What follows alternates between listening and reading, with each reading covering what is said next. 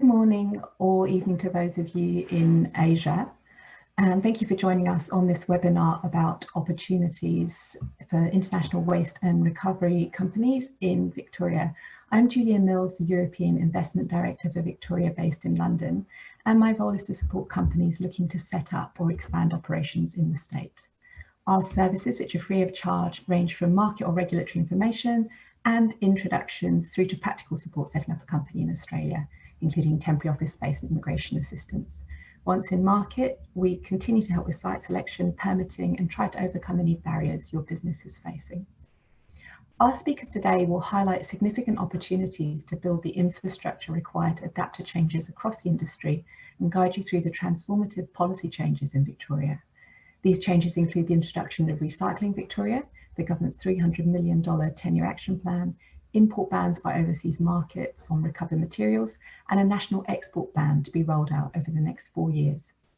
Today, we're privileged to have three speakers, Claire Ferris-Miles, CEO, and Matt Geneva, COO of Sustainability Victoria, which was set up by the government in 2005 to facilitate and promote environmental sustainability, followed by Gillian Risley, CEO of the Metropolitan Waste and Resource Recovery Group, or Metro Group, which is responsible for coordinating and facilitating the delivery of waste management and resource recovery across Melbourne.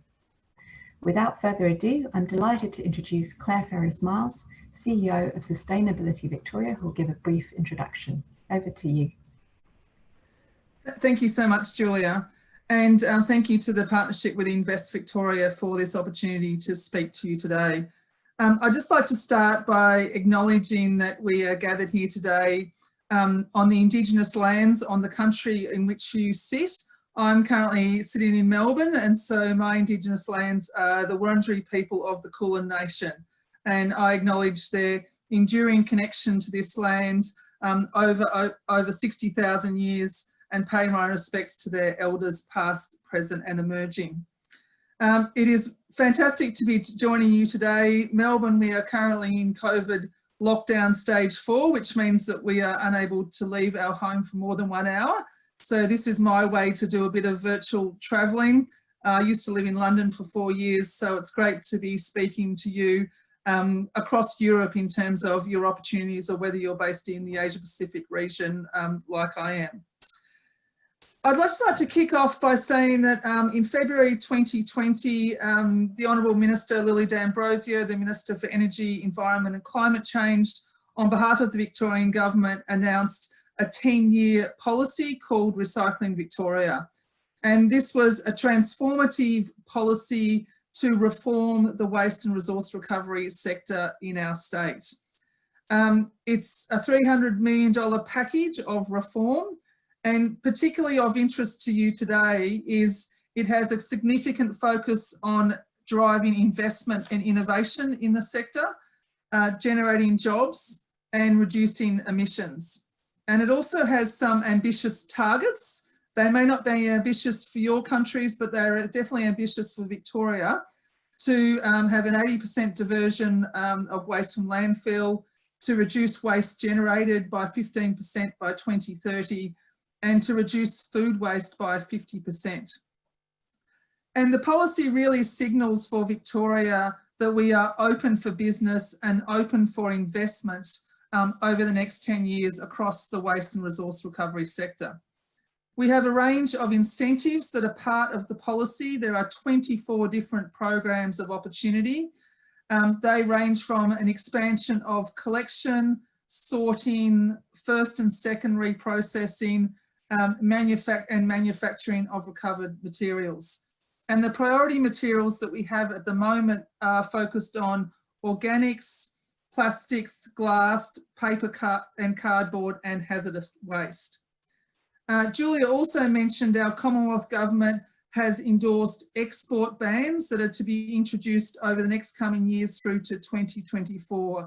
And that is a further drive for investment in our domestic markets to generate new infrastructure and new jobs in the state of Victoria.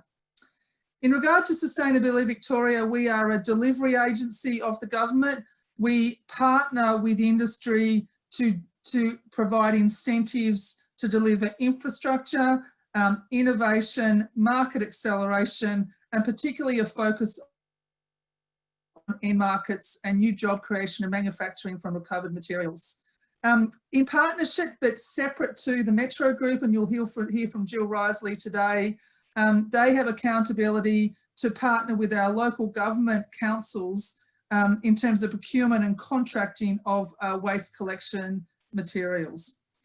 So finally, I'd just like to say, and Matt Jennifer will talk in more detail, is that Sustainability Victoria is a learning organisation, and we would welcome your feedback in terms of what barriers you are seeing in terms of committing to investment in Victoria. And we're looking to constantly evolve and adapt our incentives and our programs to ensure that we are fit for purpose to deliver value for money on behalf of the government. So thank you for the opportunity, and I'll now pass back to you, Julia. Many thanks, Claire. And now to give some more detail on policy changes and the opportunities in the sector in Victoria, I'd like to welcome Matt Jennifer, COO of Sustainability Victoria. Thanks, Julia. Thanks, Claire. Fantastic to be here on what is a nice spring night here in Melbourne. I just looked down the bottom before, and I think there's about 220 participants, and it's sort of growing every 30 seconds or so. So that's wonderful to see. We are always excited to have a discussion about this wonderful sector and equally investing in this wonderful state. So thank you very much for joining. I do, like many people in the COVID lockdown, we are juggling the joys of life and work simultaneously. I have 2 young children and 2 dogs, so please forgive me if we find ourselves disturbed by somebody that wants to give me a kiss goodnight, but we'll have to see how that goes. Look, I thought it would just be good to start with giving you a bit of an overview of our sector and what it looks like in terms of the current Victorian waste market. So we generate around about 15 million tonnes of waste per annum. We recover about 70% of that for recycling. And if you look at those 3 graphs at the bottom, I think that really highlights where the opportunities are in Victoria. And it's pretty typical of most jurisdictions. We have a very strong construction and demolition recycling sector, one of the best in the country. We've got some really good foundational work in our commercial and industrial recycling sector, although there's certainly more work to do there in recovering mixed value from our mixed waste streams. But clearly the biggest opportunity there for better recovery is in our municipal solid waste stream, so our household waste, where we sit at around 43% diversion from landfill every year. By volume, the majority of that waste is that material that's diverted for recycling is recycled locally here in Victoria, about 90%, but that is a bit biased by the heavier construction and demolition data. So when you look at the 10% of materials that we do still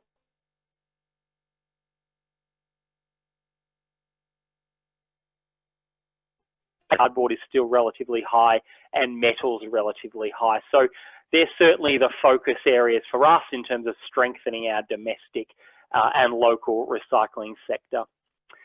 The other thing I did want to mention for those of you who might be new to investing in Victoria or investing in Australia, we have a very strong construction sector. There's excellent on-ground capability in terms of recycling infrastructure and balance of plant engineering. There's a large cohort of service firms around planning approvals, design, and those usual consulting services. We've also got a very engaged regulator with the Environment Protection Authority in Victoria, and I always encourage new investors with ideas to start that engagement with EPA as early as you can, because they're really very open and willing to have early stage conversations. If we just move on to the next slide, Kieran. As Claire spoke to before, and again, I'm not going to speak too much about the detail of what's happening in the international markets. I would imagine most of you are aware that over the last couple of years, the recycling commodities markets globally have been significantly impacted by a cascade of bans on the import of low value mixed waste streams, firstly into China, and then we saw many countries, particularly in Southeast Asia, follow suit. So that's certainly had an impact for us here in Victoria, as well as many other countries. in terms of making sure that we have the right level of domestic reprocessing capacity to support that. And what we've seen is that the Australian government, working with the states and territories, has agreed on a series of export bans for waste materials leaving Australia.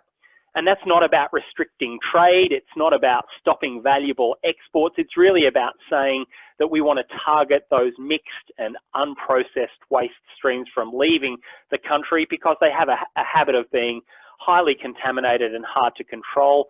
And more importantly, like I said before, we want to make sure that we're maximising the domestic recovery. We want to keep those jobs, those opportunities, that investment here in Australia.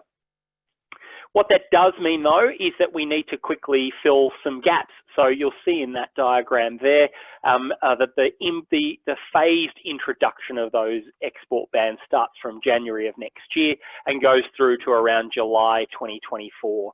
So particularly for things like mixed plastics, which the ban starts from July 2021, that's certainly a focus area for us in terms of where we need to invest in some additional capacity. Thanks, Kieran. So Claire has given you a bit of an overview of the Recycling Victoria policy. It is the new policy response from the government. It's a very ambitious policy and it seeks to I guess, reset recycling in Victoria and support businesses, councils, communities in delivering better outcomes for the materials that we're generating. Now, there's a lot in the policy, so I really encourage you to have a look on the Victorian Government website and download the policy and get into the nitty-gritty. But I did just want to highlight the industry investment that's part of the $300 million package that the government has announced to support the investment in this new policy.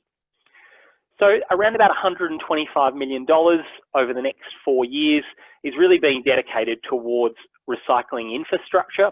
So about $77 million in total across 3 areas, $58 million for things like plastics, paper, cardboard and glass through the Recycling Victoria Infrastructure Fund, $11.5 million around hazardous waste, which is a really important part of the capacity that we need to uplift. And I just realised I got my numbers wrong there, so please forgive me.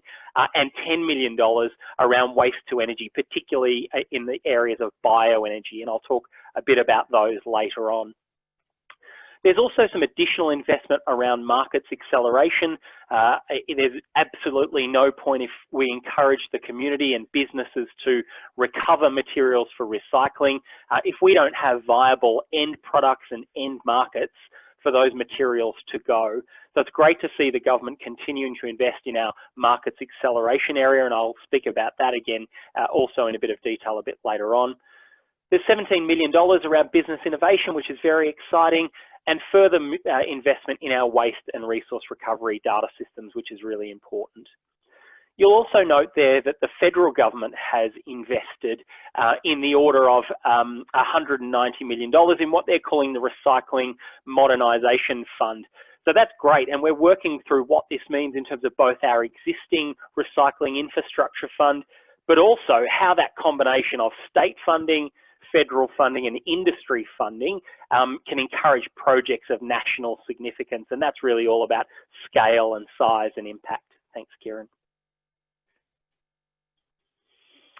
So I won't speak too much about the policy targets. Claire's mentioned those there. It's also worth noting that there is a staged uplift in landfill levy settings over the next 4 years to encourage greater recovery from our current level now up to about $125 a tonne. So that's a really important economic driver for greater recovery. Fundamental to the policy in terms of the reforms it is trying to achieve is the introduction of a new 4-bin household waste system. So in Victoria, most councils at the moment, most households will have either 2 or 3 bins. And the government's really set an ambitious agenda moving towards a 4-bin system that would see the rollout of food and garden organics collections, a commingled recycling service, a separate collection service for glass, recognising the impact that glass can have on some of the other commodities, and also a general waste bin. So they're the 4 services that the government is really centering its investment around.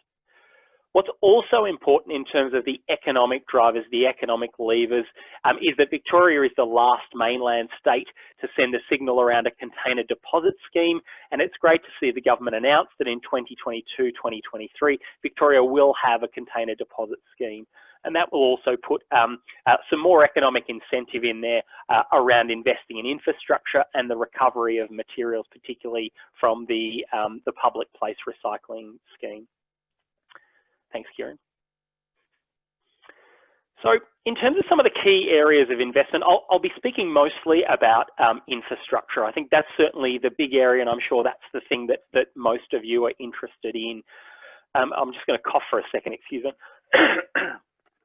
But I think it's really important to note that there are other critical areas of investment.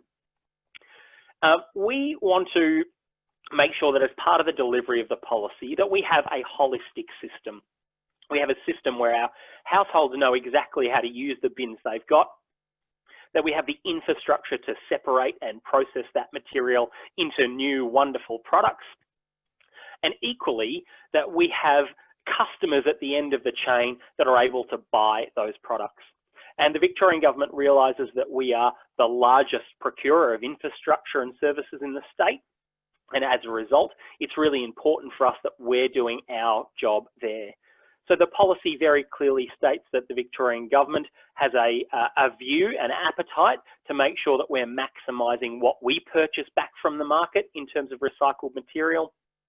And we've got a really great track record in that area, particularly things like recycled glass into bitumen, which is one of the areas that we're really leading. And it's great to see further emphasis on that end market solution. So the reason I speak to that is this is really a partnership between government and industry. And it's about saying that if you're willing to invest your private sector dollars in recycling in Victoria, we're prepared to back you up by making sure there's strong markets for you to sell those products back into, and that's really essential. And at the heart of that is the Markets Acceleration Package that I spoke to briefly before, $25 million that builds on the research and development work that we've been doing to date about developing standards and specifications that are innovative and that encourage the use of recycled materials, particularly in our infrastructure activity. And also taking those new products, those new ideas, all the way from that sort of early lab testing through to trials, on-ground trials and demonstration trials, all the way through to commercialisation. So that's a really important part of the package. Thanks, Kieran.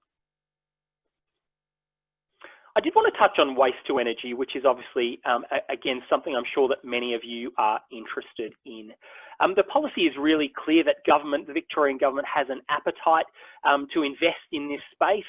It's keen to see best practice technologies in this area coming into the state. But the government's also signalled that it wants to make sure that that doesn't happen at the expense of materials recycling. So the policy sets out the intention to cap the amount of material going into thermal waste to energy facilities in any given year at 1 million tonnes per annum. So in terms of exactly what that cap looks like and how that works, that's still being developed at the moment. The consultation for that will probably occur in the next few months. And then ideally the government will release a position by the end of the year, if not early in 2021, so that the industry is really clear on what our expectations are around that cap. That's all part of a new Waste Act that's being developed, and the Minister has made it explicit that the cap will be reviewed regularly to make sure that it's doing what it's set out to do and isn't impeding or restricting the market investment too much. But it's really important to note that that doesn't apply for organic waste, for instance, being treated in anaerobic digestion. And it's really exciting that next year we'll be releasing a $10 million fund to support some of those organic waste to energy type facilities. And you should look for that next year, and that's quite an exciting development. Thanks, Kieran. So the next couple of slides are really speaking to those key materials that I spoke about before. And they're the areas that we currently don't have the capacity required around our recycling, our domestic recycling, to respond to the export bans that are being applied federally. And they all link in very closely to our major infrastructure fund, which is called the Recycling Victoria Infrastructure Fund. And I encourage any of you that are interested in the details of that fund, and indeed anything that I'm speaking to today, to visit the Sustainability Victoria website at sustainability.vic.gov.au, and that will provide you a bit more detail around some of these funding streams that we might not get to in terms of the detail today. But plastics is a really considerable opportunity for us. And it's great to see announcements from some of the larger beverage manufacturers about views to invest in Victoria and New South Wales in facilities that will recover particularly PET and HDPE. But we certainly have a gap in our ability at the moment to process the lower value plastics, codes 3 to 7, and separate those plastics by type and either palletize them or recommoditize them back into their raw commodities. So around 63% of our recovered plastics in Victoria are currently offshored, so they're exported for international processing. So that is probably the critical risk, the critical area in terms of our investment that we'd like to see over the next sort of 3 to 5 years. And we're certainly looking at something in the order of 250 to 300,000 tonnes capacity of extra processing capacity that we're looking to invest in over that period. And it's important to note that can be at any part of the chain. So from MRF improvements to make sure that we can separate the material all the way through to those secondary manufacturing bottling plants, for instance, that will take that and turn it back into commodities and packaging for sale. Thanks, Kieran. Paper and cardboard, again, another really considerable opportunity for Victoria. Those of you who know this sector well will recognise the challenge with paper and cardboard is that you tend not to be able to plug these gaps with smaller investments. It tends to need larger scale investments. Paper mills and paper pulping facilities do not come cheaply, and as a result, that certainly remains as one of the critical areas that we're looking to invest through the Recycling Victoria Infrastructure Fund. We're looking for additional capacity to manufacture packaging products using recycled and recovered cardboard and paper, like tissue, towels, egg cartons, and of course box making, which is the primary option there. But again, we're also open for alternative processing, so very keen to put that out to the market in terms of some of the opportunities that might be available there around recovering and reusing fibre in Victoria. As you'll see on that slide, it is a fairly considerable gap for us. That's not just the household waste, that also incorporates a really large part of our commercial and industrial waste stream, which, as you'll know, often generates large volumes of clean cardboard, which can be highly attractive for domestic investment. So that's certainly a channel we're looking at leveraging. Thanks, Kieran. Glass is one that we have had some challenges with over the last sort of 5 years. It's not as critical an issue as it has been in the past, which is great. We've got some fantastic companies doing some really innovative things with glass, particularly Alex Fraser, who's been recycling really large volumes of particularly that lower value mixed glass that can't be beneficiated at the moment into road base and into bitumen products for our infrastructure build. So that's a really good development. But certainly with the new curbside bin for glass services, and indeed the introduction of a container deposit scheme, we are going to need additional glass beneficiation capacity in the state. It's a mature market and one that there's certainly scope for additional investment in. And we have, for those of you who don't know, there is a domestic bottle making plant here in Victoria that is looking for additional cullet. So that also presents an opportunity in terms of the secondary and beneficial reuse of that glass once it's been separated.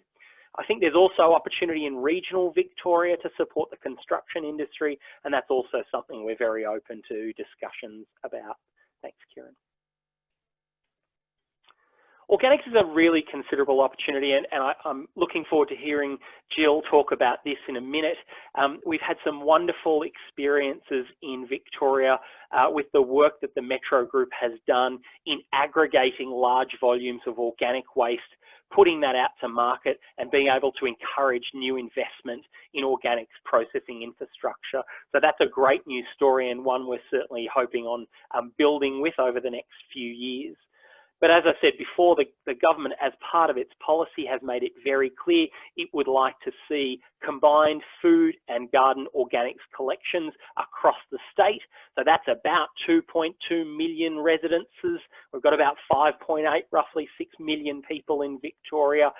So that additional recovered organic material, both in terms of household garden waste, so green waste, but perhaps most importantly, the really calorific rich food waste, I think is going to open up this market in Victoria, which is great. We'd love to see additional waste to energy investment in this space. For those of you who know the market well, you'll be aware of the Yarra Valley Water piece of infrastructure that's been operating now for about 2 or 3 years, taking clean commercial and industrial food waste into their large anaerobic digestion facility. And we think there's certainly great scope for additional biodigesters to be popping up in Victoria. And that's something we're really interested in seeing more of.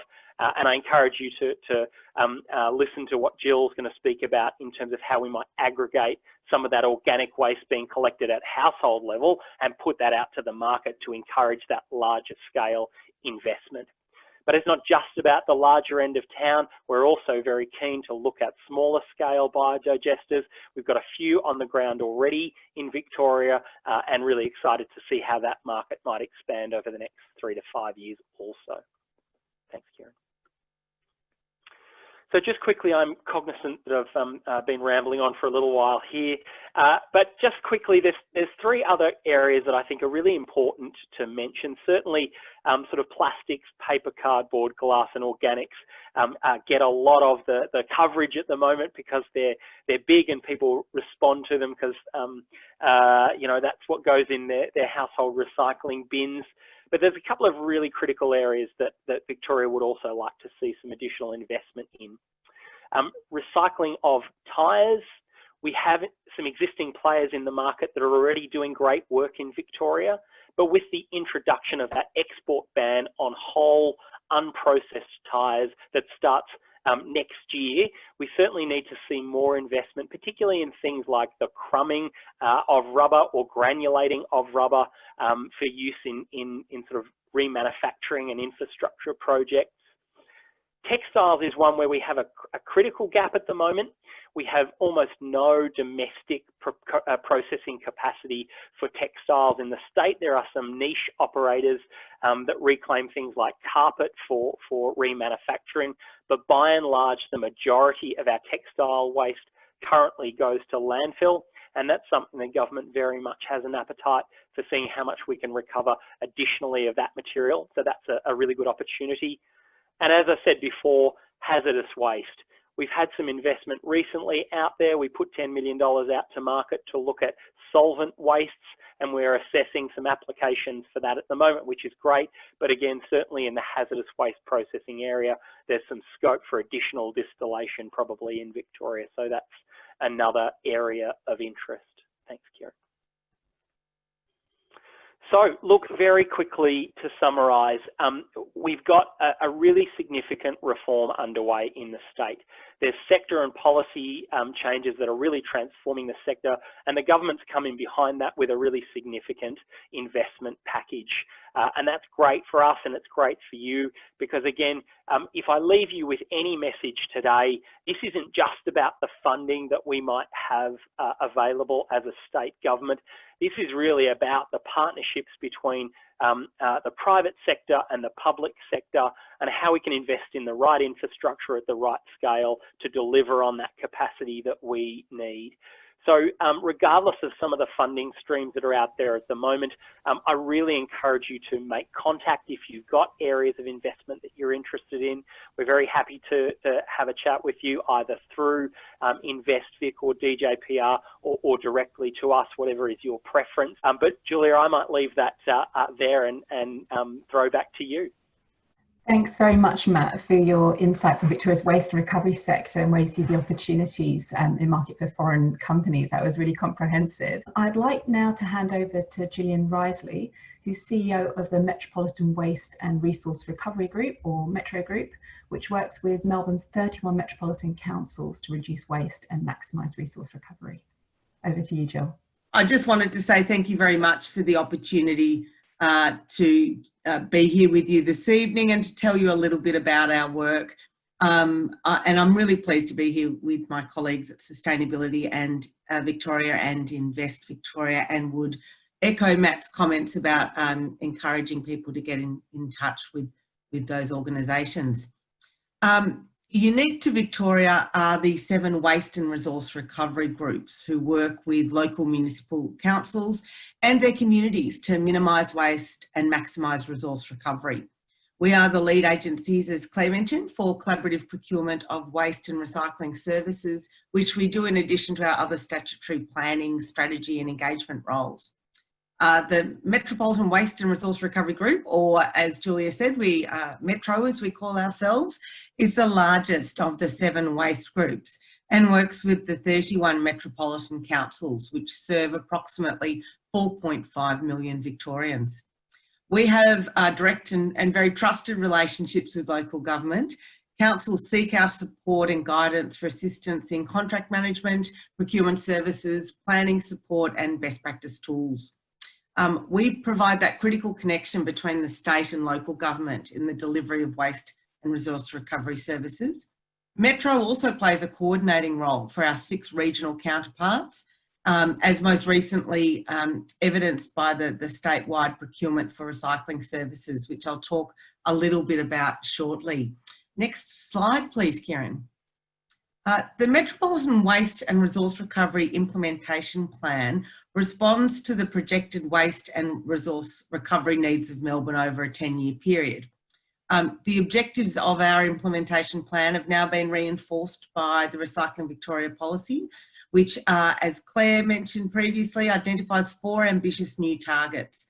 And these are to divert 80% of waste from landfill by 2030, with an interim target of 72% by 2025, to cut total waste generation by 15% per capita by 2030, to halve the volume of organic material going to landfill between 2020 and 2030, with an interim target of 20% by 2025. And to ensure every Victorian household has access to food and garden organic waste recycling services or local composting by 2030. So these targets will drive opportunities for new investment in order to divert, recover and process more waste. Our curbside transition work, our collaborative procurement for recycling, as well as the future procurement for food and green waste recycling offers opportunities for investment, which I'll elaborate on in just a moment. Next slide, please, Karen. As I mentioned, one of our key roles is to lead councils in the procurement and management of curbside waste and recycling with the private sector. For example, we manage the entire procurement process, which includes market sounding, ACCC approvals, the tender process and evaluation in consultation with councils, establishing council working groups and supplier user groups, and of course, contract management. This support over the last few years has yielded very positive results for Victoria. For example, the facilitation of a collaborative procurement contract resulted in the investment of a new $65 million food and organics treatment facility in Dandenong South, which is in the southeast of Melbourne. The other collaborative procurement services that we support councils with include developing procurement guidelines in consultation with our regional waste group colleagues, the development of model contract clauses and more flexible and transparent waste pricing models, and contingency or panel contracts with MRFs to support councils during temporary closures. I thought I would also touch on the landfill services procurement, which is currently underway and almost finalised. On behalf of 28 councils, Metro currently manages 4 landfill contracts for services and infrastructure across metropolitan Melbourne. These contracts, which are in place until 2021, are for the safe disposal of council waste that cannot be recycled or recovered. These 4 landfills accept approximately 900,000 tonnes of household waste per year under these contracts. The invitation to tender closed in June this year, and we're currently assessing the tender submissions. This procurement process is expected to be completed very shortly, with new contracts commencing in 2021. So that's a piece of work that's currently nearly complete and in train. Next slide, please. Significantly, Metro is leading a statewide collaborative procurement for the processing of curbside recycling in partnership with the 6 regional waste groups. The procurement, on behalf of the 79 Victorian local councils, will deliver facilities for recycling with capacity and security for the future. The procurement will be informed by an analysis of the current state of the recycling market across Victoria and an assessment of the capacity and future demand in each region. This process will help us understand where new recycling infrastructure could be located to maximise efficiencies and benefits to the state. Our collaborative procurement approach offers large volumes of waste and recycling to the market, which delivers economies of scale and greater certainty for industry. This, we hope, will help drive investment and transparency and open up the market to more players. Next slide, please. I thought I would also mention an important procurement process currently underway, which is for advanced waste processing in the southeast, and it builds on very much what Matt was previously speaking to in regards to waste to energy aspirations for Victoria. Landfills in Melbourne's southeast are filling up and no more planned to be built. So household rubbish in the southeast is also projected to increase by 40% over the next 25 years. So in response, Metro is leading a procurement process in partnership with 16 councils to find an alternative to landfill. This, we hope, will transform the way that household rubbish is managed by putting it to good use instead of burying it in the ground. Following a competitive EOI process, 3 tenderers have been shortlisted for what is the biggest tender for new waste management infrastructure in Victoria. Veolia Environmental Services Australia, Secure Environment Australia, and a consortium led by Pacific Partners and Remondis will co-develop the technology solutions with Council in the next stage of the procurement, which is currently underway. The tender process will take close to 2 years to reach the final tender stage, and a 20 to 25 year contract will be awarded by 2022, with construction starting in 2023. AWP will also support the Victorian Government deliver on the Recycling Victoria target to divert 80% of household rubbish from landfill by 2023. Next slide, please. Our procurement, contract management, education training and communications expertise is ensuring that we increase organic waste recovered in metropolitan Melbourne. We manage contracts on behalf of 19 councils to process food and green waste. And this partnership between Metro and councils is highly successful. Metro receives very high satisfaction rating from the councils of 88% for our management of their food and green waste contracts. And we've made significant progress this year, with more than half of Melbourne councils now providing curbside food waste recycling. And we're continuing to work with the remaining councils as they transition, as outlined in the Recycling Victoria policy. I don't have anything to announce on that today, unfortunately, Matt, but the Metropolitan Organics Procurement Strategy will be released in 2021. It's currently underway and aims to increase the network's capacity to process more household food and green waste. And just by way of reference, the image on this slide is of the Secure facility in Dandenong South, which opened last year. Next slide, please. And finally, the waste groups are working hard with councils at the moment to map and plan for the significant curbside reform underway, which both Claire and Matt have mentioned. As you may know, the Recycling Victoria policy includes substantial reform of curbside recycling, including the rollout of standardised bin lid colours and new glass recycling services to be provided to homes by councils.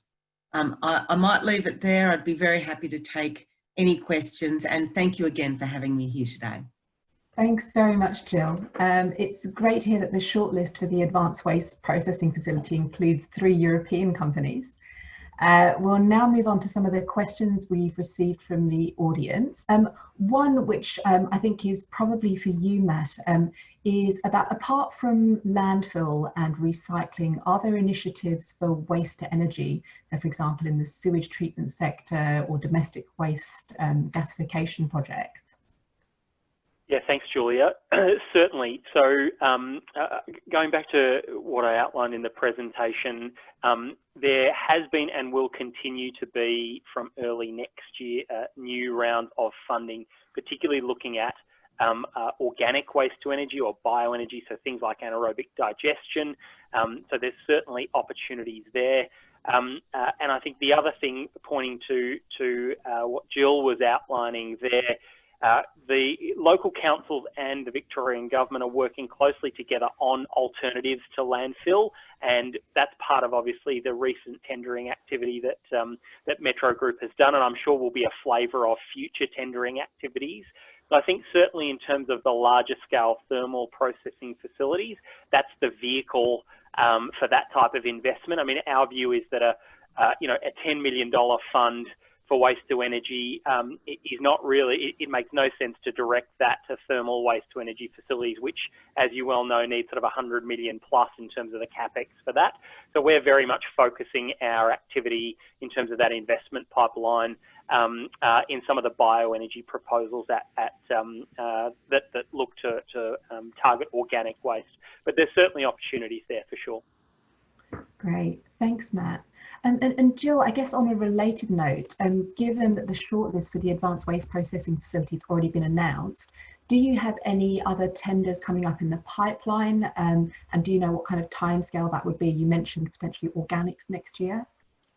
Yes, so we're currently doing a market sounding process and looking at the capacity around curbside recycling. Obviously, we're needing to build into that tender process the curbside reforms, which have been announced, and we're working with councils to map out what that will look like. So we are expecting early next year to go to market with a statewide recycling tender process, which I mentioned. On the organic side, we are currently reviewing and developing our metropolitan organics procurement strategy. And again, we expect to go out to market most likely early next year. Okay, that's great. And again, on the organic side, maybe this is one for you, Matt.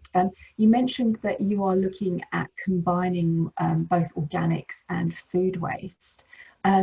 Is this for sure? We've had some companies saying that it's perhaps better to separate the two for processing.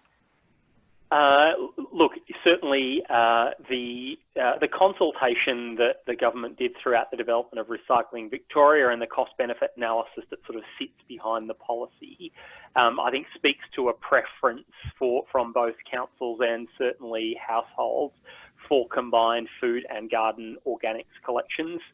It improves efficiency, and it's certainly our view that in a country like Australia, in a jurisdiction like Victoria, it also supports in making sure that we're generating the levels of the volume required to support the investment that we're looking for. So it is a given, so to speak, or it's certainly part of the government's agenda for the rollout of combined food and garden organics collections. Now, that's not to say, so that only relates obviously to households. There is there's plenty of work going on in the commercial space for separated commercial food waste. And again, I speak to that investment by Yarra Valley Water, which was very much on the back of separated food waste streams from the commercial sector, and I think we'll see more of that from the commercial sector, Julia. Thanks, Matt. And another question that's been quite popular is, are there any startup funds granted for international businesses with experience looking to set up in Victoria? So I understand that from sustainability currently that there isn't anything, is that correct? Yeah, not necessarily from a startup point of view. So certainly our preference is to invest obviously in businesses that have an existing track record, ideally businesses that have some sort of footprint in Australia, but that's not necessarily mandatory. We've got a view to working really closely with obviously Invest Victoria and other arms of government to support those businesses that are looking to come into Australia, but there's certainly no funding available for us for a sort of new startup international business to be looking at investing in Australia at this stage. Thanks. And maybe just from our side, so from Invest Victoria, we're here to support companies that are already proven in their business in Europe or in Asia or wherever that might be, and who are looking at coming into market. So there are occasionally subsidies that are available for companies that are looking to come in. Those are done on a case-by-case basis and dependent on your business model and how things are actually going to pan out in Australia, but we're very happy to talk to you about that. I know that one of the original infrastructure funds, Matt, that was open, I think it was a few months ago, actually excluded foreign companies unless they already had an existing presence in Australia.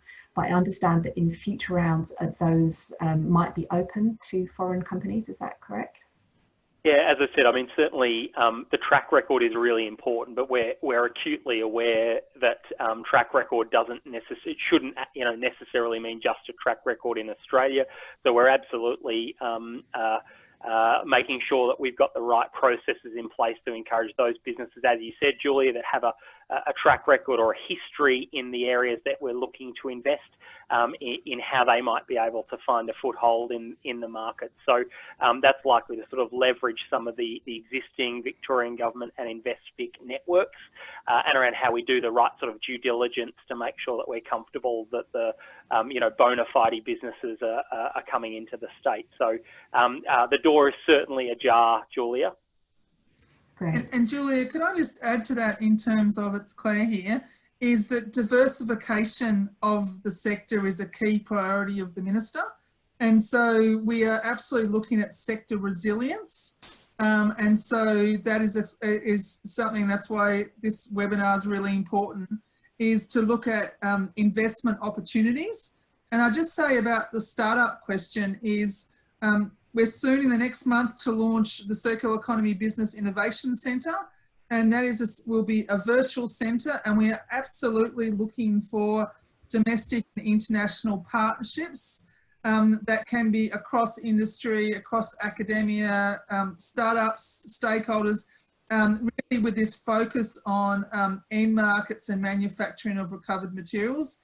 In year one, the focus will be food and organics, but each year the focus will change, and that's not at the exclusion of other material streams.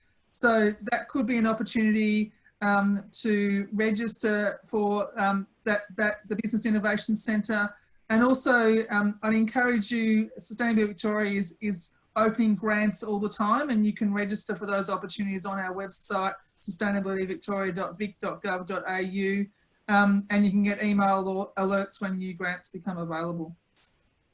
That's fantastic. Thanks, Claire.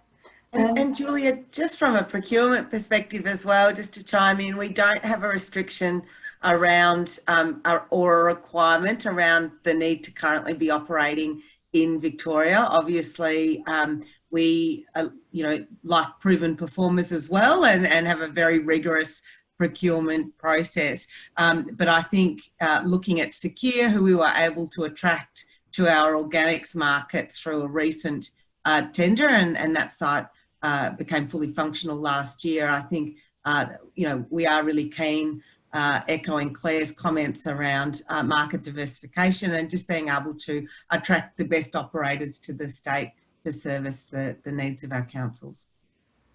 And Jill, in terms of working with the councils, what opportunities are there?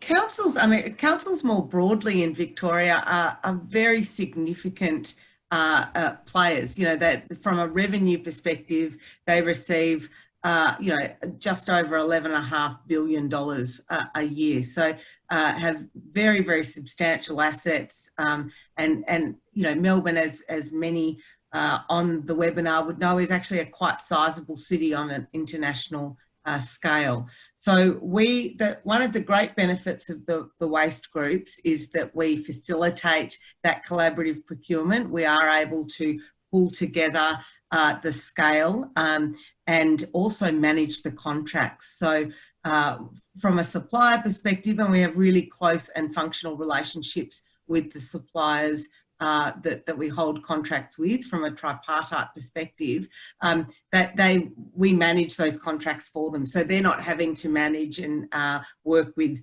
11 councils, or in the case of landfill, 28 councils.